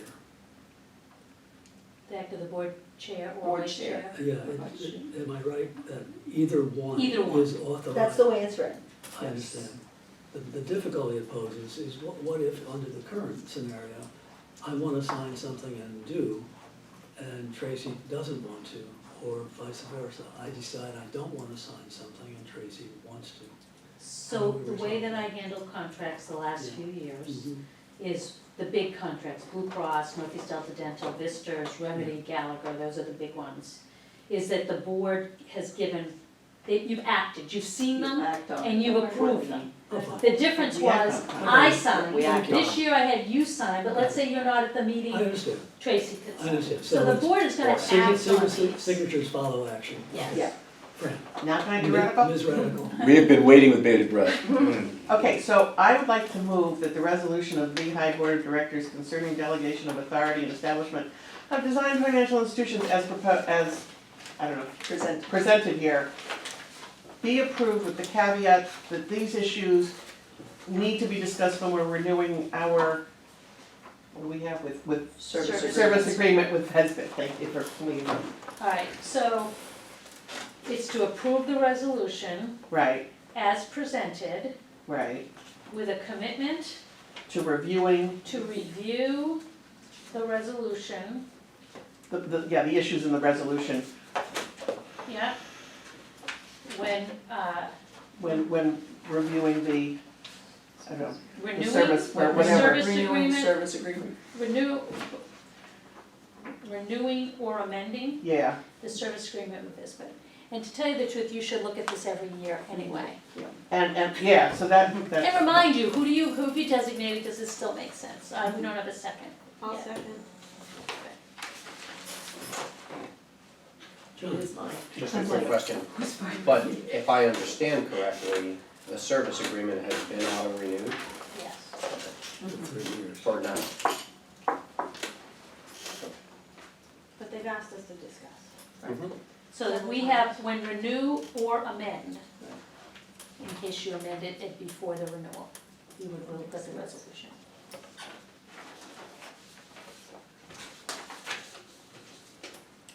Further discussion?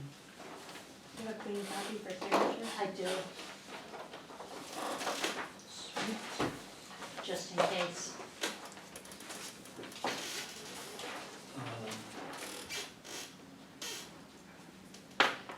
Just for discussion, because we get to have discussion. Yes, We're still in discussion. we're still in discussion. Mike, Has this entire list been reviewed by your legal counsel? The Yes. items on the resolution?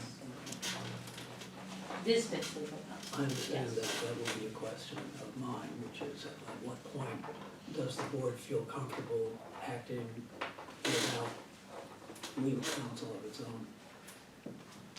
And again, I'll just say, with the exception of the new items, the HIPAA, so there's sort of 3 new things. The HIPAA privacy officer, which is not critical, it's never been called into question, but you would have no privacy officer. The filing with the Secretary of State, which won't have to be filed again for a year, so. Yep. And the Vistas, which is a convenience to them, and frankly, we've been acting outside of our current delegation, sort of bad on us. Everything is keeping things the same, or improving them by adding Bobby Joe instead of Tim. I take it I should add something here that says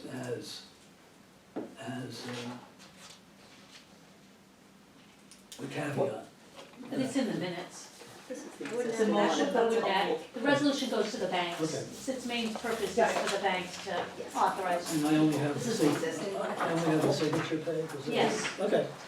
so that I don't lose it. I tried. for discussion, my concern is that, I guess, and again, the idea of discussing personalities, because you folks can all quit your jobs and end up with a whole new cast of characters real fast. So it's really positions, it's not people that we need to look at. And my concern is that if Visbit wants to alter its service contract with VEHI, we need to talk to Visbit. And no offense, but I sort of sometimes feel like you're kind of talking to yourself because you're VEHI and Visbit, if that makes sense. This is an odd situation. Well, that's it, and that's what kind of, Vermont MEA has seats on the board and a service agreement. Visbit has a service agreement and supports VEHI. It's a. that's why I'd like to have the caveat of, let's go over all this again when we renew Yeah. when we get to a renewal of a service contract, to make sure it all makes sense. Absolutely. You realize that if this motion passes, this will be the first meeting where to date, every motion is passed unanimously. No one. Now you changes. just Don't jinxed say us. that. I'm That may have taking been minutes, I'm like. the unwisest thing anybody could possibly have said. Are there any further conversation? No pressure. Any discussion, any further questions? All in favor of adopting the resolution in accordance with Fran's wording? I, Opposed? Are you sure? and can I make a motion that the officer duties listed as number 1 through 4 on the September 18th memo be assigned to the chair, the president's officer action duties be assigned to the chair of the board? Wait, slow down. Sorry. We are all signing this, right? Yes. Yeah. I'm passing it around. So I Tracy, did. you have a motion that the president officer duties, and I'll list them in the motion, 1, 2, 3, 4, be assigned to the board. Corporate officer duties of president. I second that motion. Does that mean we have a president? For the purposes of corporate officer, yes. Well, if it passes. So you're not, Forgive so, me, I think this is where I just have to be, so. You do these things. That's totally fine. If you're saying that the board is appointing the chair as president for limited purposes, we should say it that way. Okay. Yeah, that's what I mean. So the motion would be to, I think, I'm listening. it would be to appoint the chair as president for purposes of the items listed under officer action only. 1 through 4. I will actually list those in the minutes, All right, rather than refer to them. right. And I guess that we don't need language that says, subject to later potential elaboration, and that kind of thing, because we don't know what it means to be president apart from these 4. But I think we should expect to come back and discuss if there are other meanings to it. The biggest concern I have in discussing this motion, which I think I support, is this. There still is that wastebasket of duties Absolutely. unspecified anywhere as to who will perform them other than the president. The president for the last 25 years has been the Visbit president as well. Actually, Joe wasn't the Visbit president. Hmm? Joe was not the Visbit president. Never John. mind, I take it That back. was done. But you get the idea. We are omitting in this discussion potential duties, and I don't want us to do that. Which is why when we get the service contract up for renewal, we've gotta look at all of Yeah, those. but that doesn't happen until 2022. Or we may discuss it before then. We could discuss it to amend the So, contract. Yes. you've but- amended your HIPAA policy, and then I'll change it to not say VEHI president, it's the privacy officer, because you just adopted a resolution. I'll make that change in policy. Your communication protocol, I think, can stand, although it has the word president, I don't think there's any harm there. You have to look at your bylaws, you have to look at your job description. You might want to rescind the job description tonight and go without a job description until you define president. I'm not prepared to do that. And you have to look at bylaws, and frankly, you have to look at your investment policy, because you've given some duties to the VEHI president, they haven't been delegated to you. We just did the renewal now, but you've got to, there are This is things the- you still have to do. This is the list to look at. Correct, Yeah. you still have to look Yeah. at those things. Yeah, at least. Yes, at least. I mean, And your let me attorney may just- give you other things to At look the at. risk of boring you all into submission, it doesn't include the contents of the wastebasket. The other duties incident to the office of president that are nowhere specified. Well, I think but they're which- specified in the job But which, description. well, maybe some of them are, but you don't know what they are. Right now, there's no question about who will perform those duties, but if they arise, there may be a question as to whether they are performed by the president or VISBIT, right? That's all. So, Did you vote on that motion? No, No, we we didn't. didn't. I would second it and John is then seconding it. add something to the discussion if we're ready for that. I think you are. Yeah. You may. So,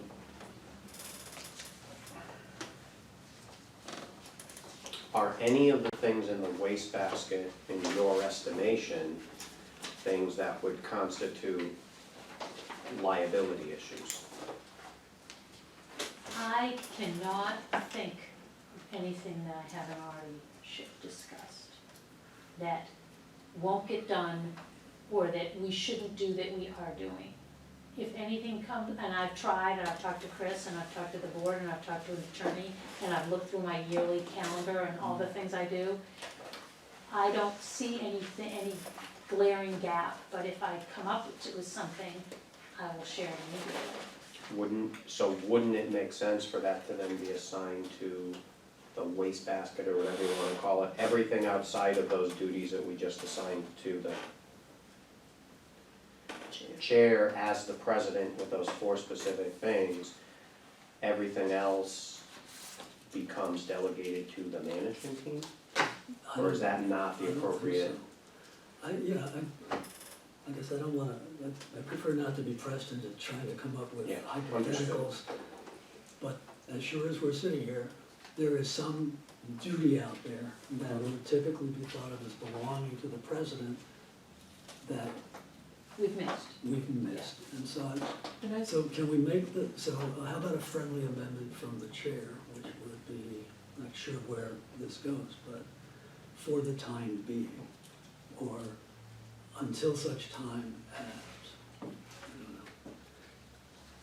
I'm very tired. It does, to me, you still have to get in touch with some legal Yes, counsel absolutely. and explore how do the bylaws change, what's the wastebasket, how do you deal with it? Contingent on. Not contingent, because you're gonna do it no matter what, with a commitment, No, maybe. wait a minute, let me finish. I mean, I think the word contingent works Okay. here. Contingent on, I don't know.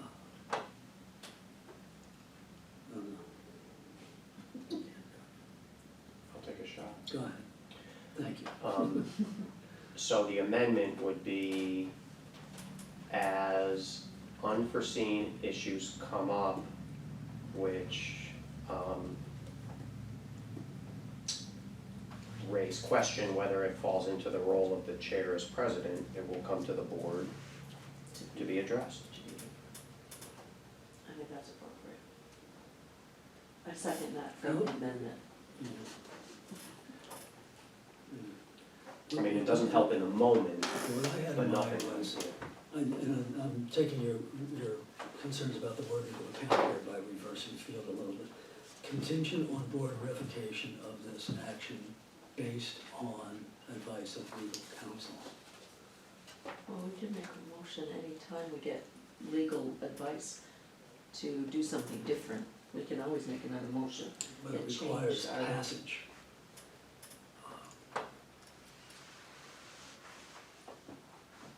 I would assume if we got legal opinion, we would follow our legal counsel recommendation. But you're asking that approving this and, so this whole matter should go to a legal counsel for review. That's really it. And if something untoward arises in the context of that legal work, I don't think we should be held to the terms of this motion. This may be an excess of caution, I think it probably is, but I don't want us to have to revoke. I want us to pass this, to act in accordance with it, but leave open the potential that a lawyer will recommend some significant change. Time out. What does, I thought the motion is giving limited duties to the It president. is, it's giving very It's limited not duties of giving 4 unlimited things. duties. So the 4 things, I can't see any risk No, I don't either. of you doing. I don't either. The motion reads, The motion, and then I'll. the original motion is to appoint the chair as president for the purposes of 1, 2, 3, 4, sign member agreements, sign tax documents, sign rate sheets, and whatever that 4th one was. Sign major contracts. Major contracts. And you could actually get rid of sign major contracts, to No, no. tell you the truth, because you just put it in the resolution. No, that's all right. But you can keep it, for those things, that's it. That's the president for those 4 purposes. There's no wastebasket on this list. Right, and, Yeah. and then, But it's a wastebasket out. Yes, understood. Right. and then the minutes should reflect, that the chair and vice chair will continue to connect with legal counsel. I mean, you already have that chart, that hasn't been wrapped up. If I get a couple of names from Rob, it might help. He might be able to do this. I was thinking about that, I still don't think so, we could ask him. Do we wanna separate the motions, so we get this motion done, clear, and then we move on to whatever else we think, wastebasket, whatever, and legal counsel? Okay, that's fine. All in favor of adopting the I'm gonna withdraw The my friendly amendment. legal clean? Yeah, I leave think it very that's what- I clear think and that's- clean to the that's- source, yeah. Okay. Okay. Okay, the motion is essentially to appoint the chair as president for purposes of items 1 through 4, as will be listed by Laura in the minutes. All in favor? Aye. Opposed? Okay, 5 for 5, Chief. The final motion would read something on the order of, Well, isn't a continuation of what you folks were instructed to do last time, is to get legal counsel, to review to it. ensure that, VEHI's liabilities are protected by, who does, you know, who was doing By the what. resolutions we just So here's- passed. so here's what Yeah. happened, I don't know if Tricia will agree or not, but the focus of our disagreement was in the breadth or narrowness of the charge. A broad charge would be very helpful here. And so if the motion were to, that the chair and vice chair shall seek legal counsel to review. To review these, To review, resolutions, to ensure that we have protection against, liability, well, or that's. however that's- your lawyers come, That's yes. the point, that's narrow. Which I think is what it really needs to be. I think Well- it needs to be narrow. I'm wondering if we could start with a narrow focus, where we review the 2 things we just passed, review our bylaws and the policies, and get that understanding underneath us, including Then we can understanding look liability at- and risk. And then we will be ready to consider as a board what legal advice we want to get as we consider the other parts of the letter, which include potentially renegotiating and amending the scope. That's my theory of process in terms of order of operations. My frustration as your chair, not as anybody else, but as the chair of a board of directors is this. To the outside world, we've been sitting around for 2 months. We're now gonna be sitting around until at least November 21st. 3 weeks after, now that I understand it, the appropriate sort of time frame within which Lisbon gave us to act, and we have done what we've done now, but very little else.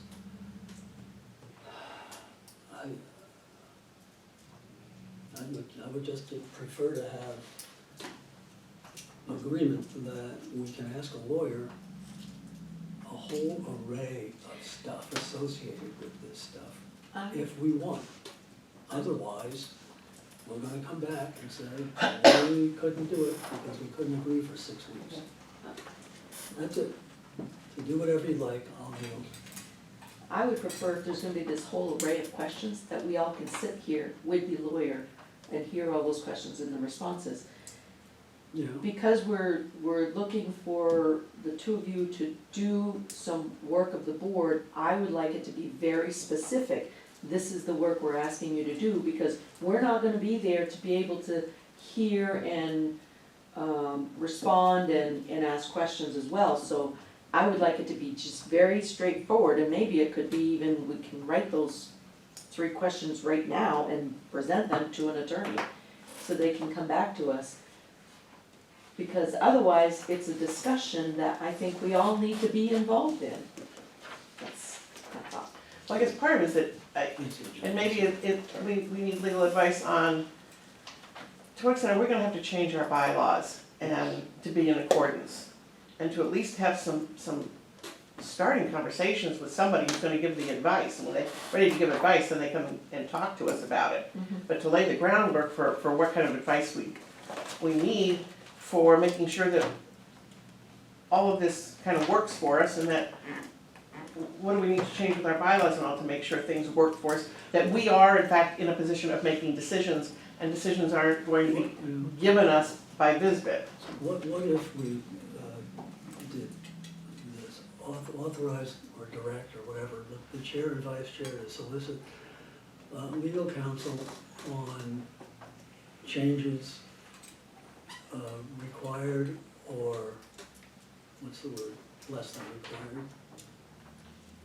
Recommended? No, recommended, that's fine. Required or recommended changes in any VEHI document associated with the actions taken on September 24th. That limits it? Do you have a consensus? Are you saying the documents that the word president is referenced in? This list. That list right there? I would certainly at least include those, wouldn't you? It would also include this resolution we just passed. Well, VEHI president's not listed in the resolution anymore. Right, which is why it should include the Oh, we should have a resolution. review of that. Yeah. Review of the resolution. Yeah, not just Well, limited to isn't things this that a have generalized president. document review for I'm just, recommend, for action recommended or needed to, In action or by, in our bylaws somewhere. so the motion, which no one's made, authorizes the chair and vice chair to to solicit legal counsel on changes required or recommended to any VEHI document. associated with, and then somebody finish it, associated with this. With the- with Resolution and the the- bylaw. Well, I was thinking actions maybe we any VEHI took. document impacted Oh, by, well, That's all, Laura. I'm I don't sorry. know, Keep associated going. with, I was gonna say, Laura's resignation as president. No, And- no, No, because no, they're 4 items. no, don't want that, just any of the actions we took, Can I try? the resolutions we took. Somehow we gotta make a connection between, we gotta look at bylaws, we gotta look at what we just did, and we gotta look at bylaws and see what we need to, Yeah. either required or is recommended that we fix. John, Well, I was gonna say, just keep it very specific for what happens between now and November 21st, and then generalize it for November 21st, but to say, to solicit legal counsel to review the resolution for changes that, need to be made, or review the resolution, and then review the bylaws and any other documents referenced in the August 26th memo, related to change in president, or whatever the right words are for change in president. And then to, For recommendations right, or And- required changes. and then to, attend The November 21st. the November 21st meeting to be able to, answer more, more general or open questions so that all of us can be present. But then we get what we need to get done, Right. and then we have everybody available to participate in the discussion. And then whatever relates into the more general situation, we can deal with then. Is there a second? I second All right, the motion is to authorize the chair and vice chair to solicit legal counsel to review the resolution just enacted, as well as review bylaws and any other documents referenced in the August 26 memo related to the change in the VEHI president role for recommended or requested changes. So I won't use change in the VEHI You role. meant required, I think. Yeah, thank you, I'm Yeah. tired too. Yeah. Required changes and attend the November meeting of the board. To, Well, I think just attend the meeting of the Sure, board and yeah, then you'll, As punishment for his or As her work. punishment. Right. No good deed. Thank you all for putting that in rational form. Does that I sound think like we have something that you a guys? maker and a second. No Yeah. further discussion, anybody? I was just gonna ask if the two. Oh, I'm sorry, what? Can I just ask if the two of you feel that that is a doable? Look, I'm gonna be straightforward. I don't know what Tracy will have heard and how that meshes with what I have heard. That's why it Yeah, that's a matters problem. for you both to It's an just ongoing problem. restate it right And now. that's why I hope for something quite broad so that we don't get into the same dynamic that we've had about this. That's all. So I wanna be clear that we're gonna find somebody we both agree on, hopefully based on a recommendation from Rob Halbert. The idea being that this person might go beyond what Rob can do, given his limitations that he represents.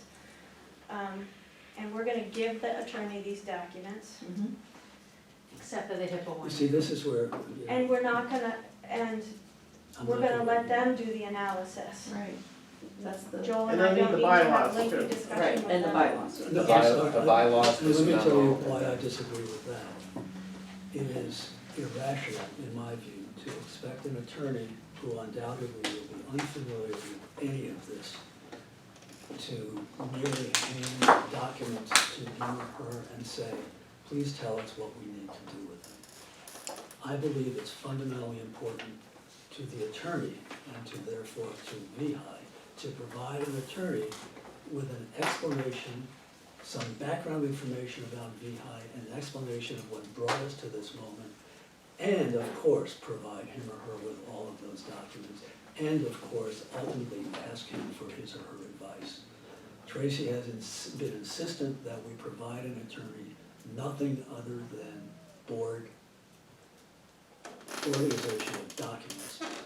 And, That's not entirely It's- true. I'm willing to have a conversation, but I'm not comfortable with presenting an attorney with your legal analysis of the matter and but I didn't. seeking provide- affirmation. No, we didn't, because I insisted we didn't. No.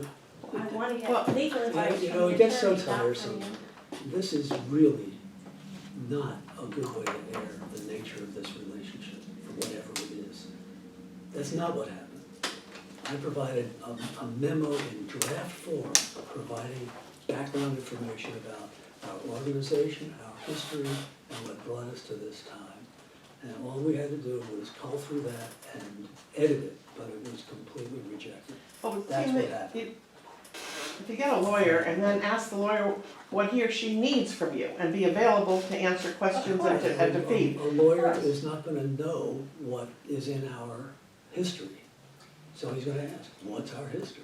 You So may- then answer. You I agree might, with you, Fran. you might ask Rob Halbert, given the actions to. of today, We're going to. where you've named, you've delegated through a resolution, you've given duties to, Whether we've resolved his you conflict may have resolved this. is possible, but we'll go back to Rob. I think we had that byplay already, and we think it's a good idea to at least stop in with him. Another possibility, I'm sure being helpful is annoying, but, or my attempt to be helpful, I won't say I am. If Rob is going to recommend some other possibilities, you might ask Rob to give them background, since he has background with both That's fair. organizations. But That might prevent the two of you from having to decide how talk to to share each other. background. Yeah, That's helpful. Yes, that's helpful. I stayed there And long time, enough. time Good. saving as well. Good luck, we won't get there, but that's not bad. Leave it Just to a, just a Yeah. we good. can do it. I believe you guys can do it. All right, So, did there- you vote there's a on that pending. motion?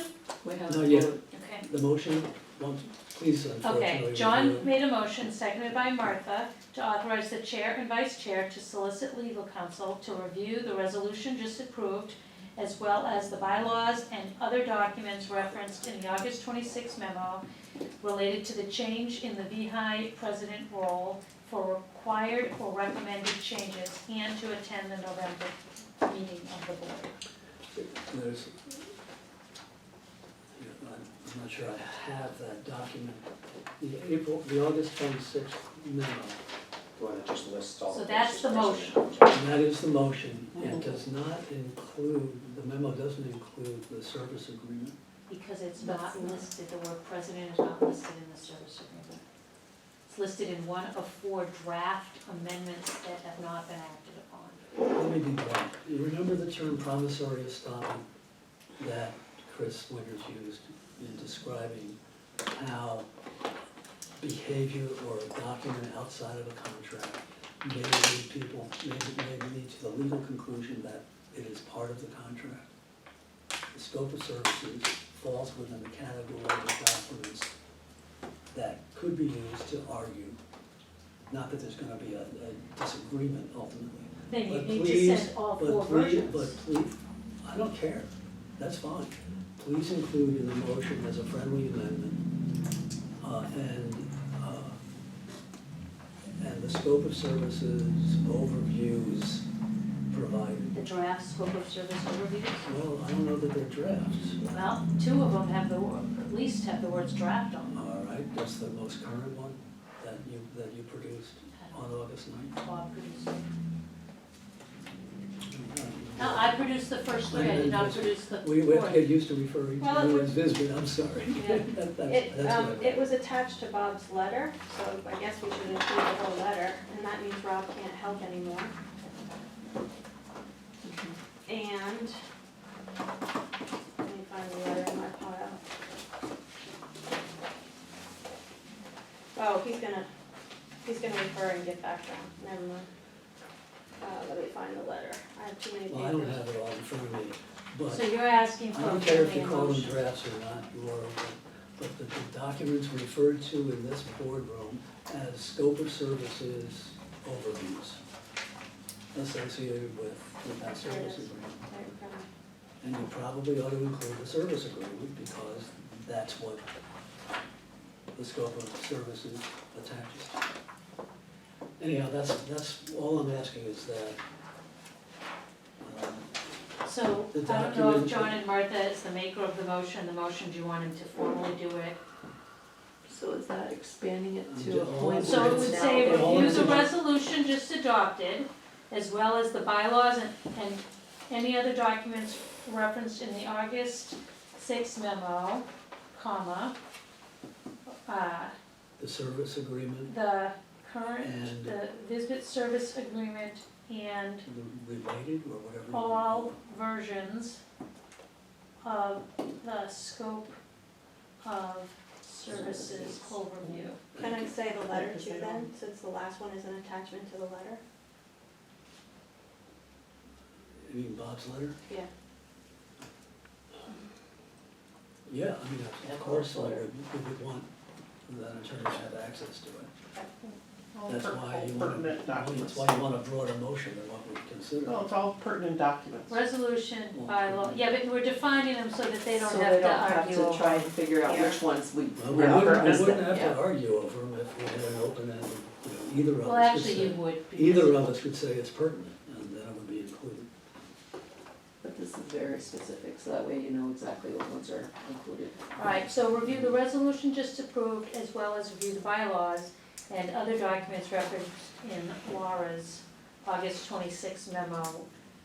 And I don't even think I need that.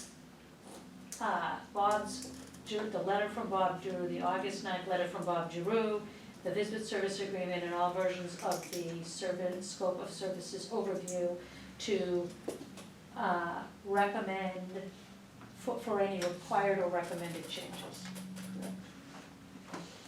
And to attend the board meeting. I approve that, Yeah, that because would I be seconded it. great if You have to approve the amendment. John, are you all right with that? because we made that motion. Oh, this is my granddaughter calling to sing me happy birthday, I'm sorry. I'm gonna go hear it. Oh. I guess I just feel like I'm not sure I understand it all enough. I will take on faith that it is relevant and say, yes, I'm good with it. We'll find out if it's relevant, but better, in my view, better safe than sorry, and safe here is make it available.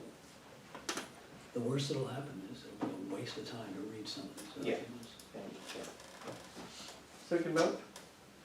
I We think need your that's, note taker. I think that's all we need to do. Martha, can you just take the record of the vote? I think there's no more wording changes involved. All in favor? Say aye. Aye. All opposed? Say nay. 6 for 6, or maybe. All right, it's after 8, I'm done. Anybody else have anything to say about postponing, yet again discussing the criteria for decisions regarding the service agreement? So we're I think we gonna, can discuss it next time. we'll table that. Table item 11. We talked about future agenda. Are there future agenda items that need to be discussed here? If so, please offer them up. Otherwise, I think it will be the sort of the normal sort of process is that Laura and Mark and Bobby Joe will develop a draft agenda, and they have been keeping a master list of sorts. Tracy and I review that draft, and so we will probably have conversations about the draft, and that might include additional items as such. But my mind being mush as it is, I can't call items to mind. Martha, do you have something? I was just gonna say, do we need to discuss the annual member meeting that's on the That's what's left. Oh, okay. And so that's the next, the next final item on the agenda. Happy birthday. Happy birthday. We didn't vote. 17. We didn't We vote. had the vote and it was unanimous vote. And then we are postponed yet again, consideration of item 11. And we are about to, and we've left future agenda items to be Future. sort of emerge during the course of the agenda domain Have an attorney here. that you guys have, well, which will naturally theoretically include an attorney. The annual meeting's on November 8th, and as Laura knows, and I forget anybody else I've included on this, my understanding is that it's never more than a half-hour allocated time sandwiched between the Visbit annual meeting and the conference that is on the grounds of the Lake Orion Inn. My understanding is that Tracy cannot attend, that John might be able to I'll be attend. John will be there. I'll go, and I guess preside. Laura, you may know, may just be well I'll be advised. 3 weeks out of surgery and I'll make my decision that week. Right, I don't feel obligated to go. good. Lake Maury Inn, the world's most physically accessible. It might be physical therapy, I might be totally stir crazy in my house. Anyhow, so there you go. And there is, in my view, no need whatsoever for other members of the board to attend. No, because there's no Do you agenda feel items, there's no agenda items that will be acted upon. There'll be- Certainly none that I'm aware of. No, I guess something could just- arise from the floor. Which I But don't think it I can. don't even know what authorization. They can vote on changing the terms of Of the positions, direct- but of not the without the board also acting, so nothing will happen other Nothing than can happen. questions and This is one maybe of comments. I had a sign on my office, as a result of this meeting, nothing will change, so that's pretty much the way Yeah, it's things pretty much that. happen. And I will communicate with Laura more about what, if anything, there really is to discuss that is helpful to discuss. I will say, if I'm asked questions of a specific nature, I'm probably gonna give my opinion. I don't expect anything, but I just don't wanna go to a meeting, be asked a question, and then say, I'm sorry, I won't, you know, if the board has taken Oh, I action, need to be there. if the board has acted on it, what? Well, keep going. If the board has acted on something, then of course I can say yeah or no. And, but if, I don't know, I'm making this up, folks, I just don't know what might happen, probably nothing will happen. The number one question we get is about the rates. And Yes. if I'm not there, Mark and Bobby Joe can answer it. Oh, I'm perfectly capable of answering it, just not correctly. They can answer it correctly, so between the That's three right. of us. So I'm happy to chime in that fashion. We can supplement one another. But if, let me know, you know, as you're preparing, feel If free there's to let any- me know whatever I can do to be And it may- prepared. it may- There's no need to present at the meeting, your annual report is your presentation. Yeah. So it's really responding to questions, and if they ask questions about something the board has done, it's pretty easy to And the respond annual to it. report is in the program? It will be, it's not produced yet, It's it will be produced. out, you will see it, I'll send it to all of you, we'll get it. And again, it's just, you three folks produce it, is that how? Yes. Yes, we do. Yeah. Okay, Wanna move that we adjourn? you can move that we Second. adjourn anytime you need. Where were you at 6:30? All in favor? All right. Hey, Phil, you'll be there. And I think I speak for us all. Yeah, there you go. Laura, we will be with you in spirit. I don't know if I want you, Joel. Any of you, don't take it personally, I don't think I need anybody with me during knee surgery. But I do. Laura and Bobby Joe, can I grab you for 2 minutes before you head out? You can try. Is it going to be